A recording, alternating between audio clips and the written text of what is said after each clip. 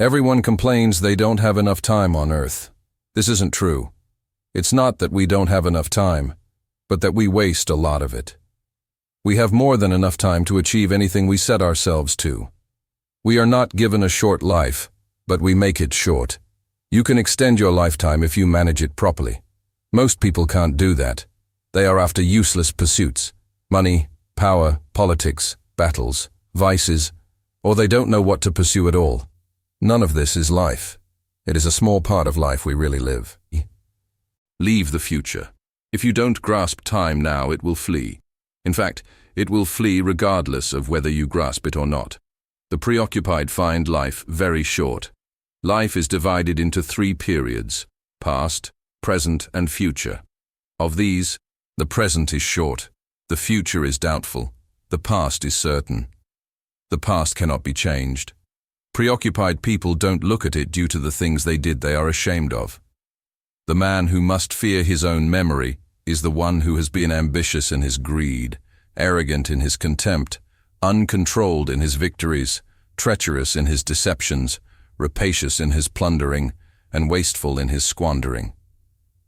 Yet the past is the one thing we control and have full access to. Those who do not want to revisit it have their lives vanishing.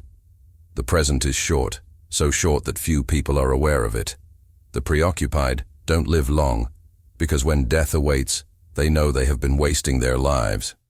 Then they reflect how pointlessly they acquired things they never would enjoy, and how all their toil has been in vain.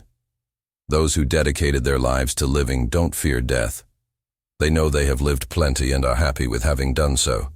They are not at leisure whose pleasures involve a serious commitment. Those that engage in pointless literary studies, that want to know every fact possible, are not truly living either. They're just looking for ways to be busy.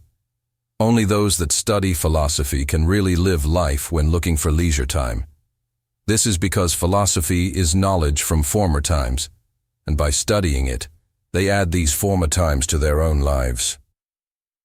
Since nature allows us to enter into a partnership with every age, why not turn from this brief and transient spell of time and give ourselves wholeheartedly to the past, which is limitless and eternal and can be shared with better men than we? We can choose whose children we would like to be. There are households of the noblest intellects. Choose the one into which you wish to be adopted, and you will inherit not only their name, but their property too. A man stops being a judge and becomes president of a court. He has grown old in the job of managing the property of others for a salary, and then spends all his time looking after his own. So, when you see a man repeatedly wearing the robe of office, or one whose name is often spoken in the forum, do not envy him. These things are won at the cost of life.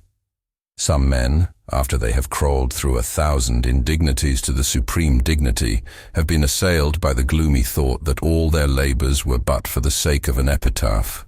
People will fight if anyone tries to take their money or house, but they don't mind anyone taking their time. People are frugal in guarding their personal property, but as soon as it comes to squandering time, they are most wasteful of the one thing in which it is right to be stingy. People live like they were going to live forever. They don't notice how much time passed and keep on wasting it as if they had an infinity of it. You act like mortals in all that you fear, and like immortals in all that you desire. You think you can retire when you're old? But who says you'll live up to then? Aren't you ashamed to keep only a few years of your life to yourself and to dedicate most of it to others?